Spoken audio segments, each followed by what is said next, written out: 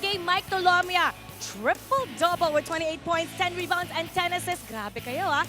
Congratulations coming from a 21-point deficit. Hinukay niyo yung sarili niyo sa malalim na butas. Ngayon naman, marami expectations sa koponan niyo. In-expect niyo ba na ganito ang mangyayari sa larong ito?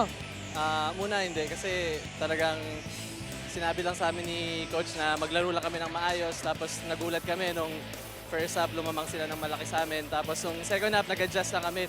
Sinabihan kami ni Coach Eric na magkaroon naman kami ng pride. Siguro yun yung naging ano sa amin para gumising kami. Sabi nga ni Coach Eric na bihira daw kayong magsalita pero because ikaw ang isa sa mga major contributor sa larong ito, ano sasabihin mo sa koponan mo pagpasok niyo sa dugout? Yun lang, sabi ko lang sa kanila mag 0-0 start kami sa second half kasi hindi pa naman tapos talaga yung game eh. Sa second half pa naman natatapos yung game. So yun, buti naman nag-respond sila nung second half. Mike, patiin naman natin, ibitahan natin ang mga fans ng Phoenix. Inibitahan ko lahat ng fans ng Phoenix, yung FEU community at lalo-lalo na yung mga family ko sa Zamboanga na lagi nanonood yung mama at papa ko at mga kapatid ko. Congratulations, triple-double!